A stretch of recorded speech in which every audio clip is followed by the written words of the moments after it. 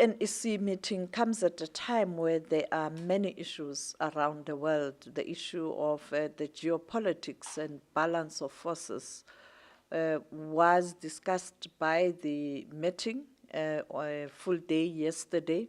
But to speak to us about the outcomes of those discussions around international issues, I have with me the chairperson of the ANC Subcommittee on International Relations and Cooperation, but also the first Deputy Secretary of the ANC, the first Deputy Secretary General of the ANC. Thank you, Menomvula. You were very firm that the foreign policy as it is now from the ANC, there is no compromise. Yes, thanks once more, Sophie. Yes, the NEC deliberated, and one of the key things that the NEC reaffirmed was our policy stance in terms of foreign relations and as well as cooperation. Secondly, the National Executive Committee also appreciated that we're operating in an environment that is shifting because of many international dynamics.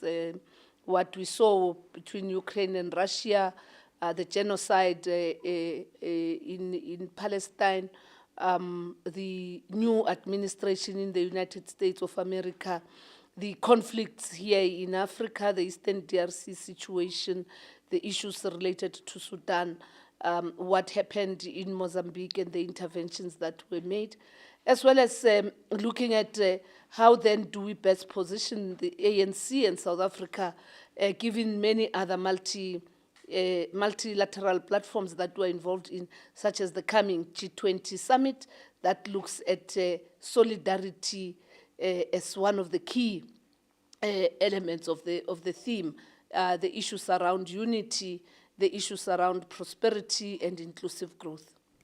The DA, a member of the GNU, is saying that they would like to see a situation where the foreign policy, there's discussions around that. You were part of the team that negotiated in terms of ensuring that there's this government of national unity from the ANC side, and you are better placed in terms of the statement of intent. What did you agree on the foreign policy? We agreed on all the 8 principles that constitute an agreement between the African National Congress and each and every party, including the DA. There were 3 areas that we then said they remain the non-negotiables. One is the Constitution, it's the rule of law, as well as foreign policy.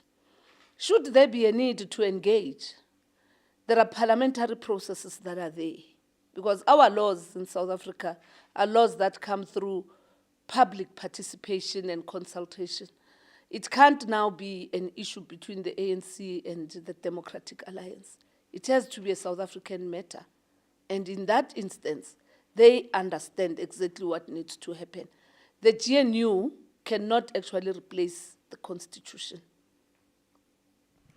On the issue of the United States of America, the issue here, one, when you look at what's happening and the hostility, it can't just be what AfriForum is talking about in solidarity.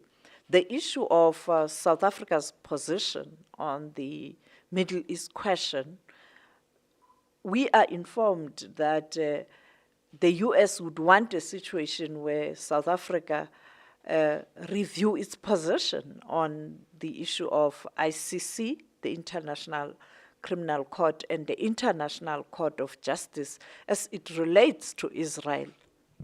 It would be good that the United States of America approaches the South African government appropriately, should that be the issue, and not this disinformation that they are now using to actually accuse South Africa, as well as targeting African National Congress leaders. This is but one of the things that the NEC has supported government and believe that just like it happened with us, we have an obligation to stand for humanity, to make sure that the process that we have started proceeds and reaches its finality now that it is in the highest courts of the world. And therefore, it can't be something that we'll have to negotiate.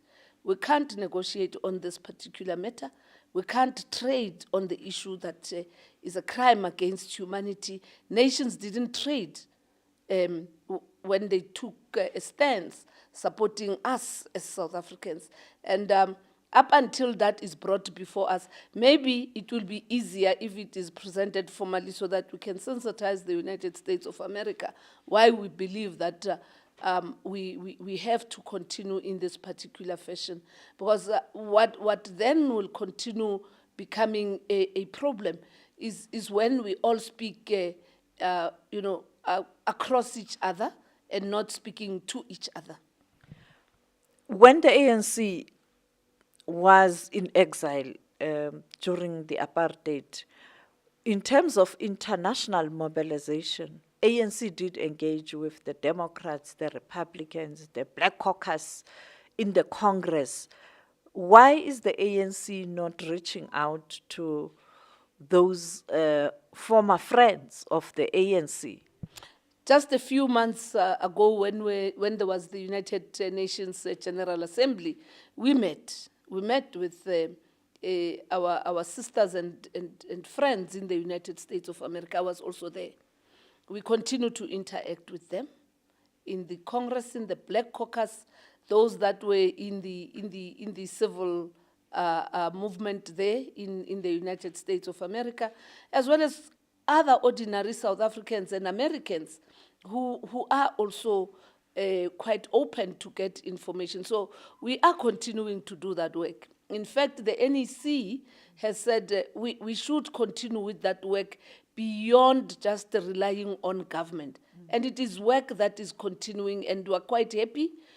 We believe that now that we have this first ordinary National Executive Committee meeting of the ANC that dedicated a day on reflections around issues around geopolitics, we are now even much more strengthened, and we've got a mandate to boldly go out there and talk to the world and present our case and deal with issues of disinformation and mismanagement of information, including what South Africa stands for. We stand for all people of South Africa. We believe in a non-racial South Africa. We believe that there has to be transformational laws that must make sure that indeed South Africa belongs to all those who live in it. Are we likely going to see you leading a delegation from the ANC, engaging stakeholders in the US, not necessarily being part of government, but the ANC, as the former president of the ANC has indicated that there was a relationship with the Americans during exile years? Are we likely to see ANC also embarking on such a campaign? It will be very important that you follow us, because I think the last time we were there, everybody was occupied with following government. Yes, we'll continue to do that. Already there has been work done by a collective led by myself and a collective led by the Treasurer General of the African National Congress. So we continue to do that work. It might have not reached the headlines and stuff, but even on using the online communication and so forth, as well as our members who are based in the United States of America and briefing various other organizations, we are continuing to do that. The other thing that we are also going to see is not only us talking to the Americans, is to take South Africans along. The issue of the ambassador, clearly it's the president's prerogative to appoint a diplomat. But as ANC, what transpired a few weeks ago in relation to Ambassador Rasool, did you discuss that, and what's the way forward, much as it's the president's prerogative? Well, we reflected on it. It was unfortunate that there was not even a demarche of calling a former Ambassador Rasool and engaging with him. We actually accommodated the American ambassador here when he went around talking about issues that were not there, that he could not actually provide evidence on. He was demarched by our own Minister of International Relations. So the NEC actually said it was an unfortunate act, and we must respect the decision of the Americans. And now that he's here at home, we need to work on the way forward. Is the president now working on appointing a new ambassador? Did he take the NEC into confidence? The president is seized with this particular matter. It is one of the many other things that he has actually briefed the national leadership of the African National Congress about. And we support his approach that there shouldn't be a knee-jerk reaction. There must be a proper reflection. Just as the Americans do not have their own ambassador here in our own country, allow the president and the South African government to reflect and find a capable South African who will be able to go and represent the president as head of state in the United States of America and become a representative of the people of South Africa. On the other issue, the Iran question, you had a meeting with the Iran representative, and there was a concern when people saw those visuals. On other regions and other friends of the ANC, did you look at where you stand in terms of such criticism? Did you look into the relationship with Asian countries, Europe and all of that, and what did you agree on? We have reflected on everything, including different regions and different platforms where we have friends and we have those who stand with us, including Latin America, the relationships in Europe, the Scandinavian countries, in Africa, here in SADC, in the continent. We have looked at all that. And we can't demonize Iran because other people have got issues with them. We are a sovereign state. We have a relationship. Of course, we know positions that have been taken against Iran. They're not positions that have been taken by the United Nations, for example. These are decisions of, these are unilateral decisions, and these are decisions that, again, demonstrate what we want to deal with as the African National Congress, that there can't be a superpower that wants to assume authority over every nation state. And therefore, we don't see anything wrong. We are quite concerned about the 65 years of the Cuban blockade. We are also concerned about the situation of Western Sahara. We are concerned about the Palestinian situation where even when there is ceasefire, women and children, men, continue to be maimed and killed. Even humanitarian aid is not coming through. Of course, there are issues that we ourselves, when we meet with our sister parties, Iranians and everybody, including Palestinians, we talk frankly with them on issues that are of concern to us, and they raise their own issues. So in these relationships, it does not mean we're 100% in support of everything that happens in those countries. But what we refuse is that we must now be forced to take a stance because somebody somewhere in the United States of America has a dim view against those people. Thousands and thousands of organizations and millions of people took a stand in our support, in solidarity with us, and therefore South Africans must also appreciate that even the Iranians themselves, they were there with us when we had to even influence the United Nations that apartheid was a crime against humanity. There are those platforms in the event where there's a perception or there's a real abuse of human rights or violation. Let's use those platforms rather than doing what now everybody is saying, are you not scared of America? America is not a monster. We must continue to manage our relationship with the Americans. We must continue to communicate with them. And if it is within their own laws that they relate with South Africa in this particular way, so be it. But we are in full support of a situation where we are also respected as a sovereign state. Let's turn to Africa. The situation in the DRC, quite a difficult one, and it's so difficult to get all stakeholders on the table. The president, what is the president's view? Is there a way forward? There is a way forward. You'll remember that just a week ago, there was a summit again that then also agreed on the appointment of facilitators that include Comrade Kgalema Motlanthe. And this is what we welcome, because in any conflict, there must be an attempt to bring all the, parties together and ensure that there's negotiation, there's dialogue. There's a lot of work that has been done by us, the ANC, done by South Africans over years on the situation in the DRC. And the most important thing that has to happen is that the DRC itself must come together and look at how it establishes institutions that must govern the DRC, but also there must also be a true reflection about the role of others who have actually taken advantage of aspects of tribalism or ethnicity in that area, because the use just of a military intervention does not bear an everlasting solution. It's only negotiations, and where people agree and are held accountable on adherence to the decisions that have been arrived at.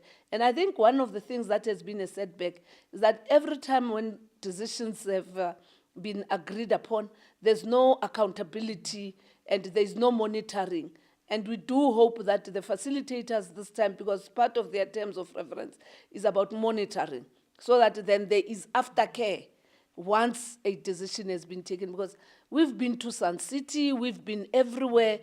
We have participated as women of South Africa with the women of DRC and Rwanda, Burundi, in all these conflicts. It can't always be a situation that it's 3 steps forward and 7 steps backward. We must, in line with the Africa Agenda 2063, be much more committed in terms of institutionalizing democracy, institutionalizing dialogue in Africa, as compared to the use of arms and undermining of sovereignty of any nation, as well as attempts by external forces to exploit conflicts for them to benefit out of the rich minerals of this continent, whilst thousands of Africans live in abject poverty. And finally, Sudan, the situation is very tense. The vice president under house arrest. What is the ANC's position as it relates to Sudan? You have a relationship as a political party with one party in Sudan. We have been briefed about the developments. We do have contacts with the political party. We do believe that that situation has to be actually kept as well. And for now, we believe that until we interact again, the thing that I'm raising about ensuring that there's accountability in terms of complying and sticking to the outcomes of the negotiations, these are the things that have to be attended to. And most importantly, the establishment of institutions for oversight and accountability. Because once there is no respect for the rule of law, and once democracy as well as the rights of people get violated in this particular fashion, to an extent where now you have all these issues that you are referring to, we believe that it becomes a big setback. It is unfortunate. Sudan does need an everlasting peace. Thank you so much for your time. Thank you. That was the ANC chairperson on the International Relations Subcommittee. Back to you.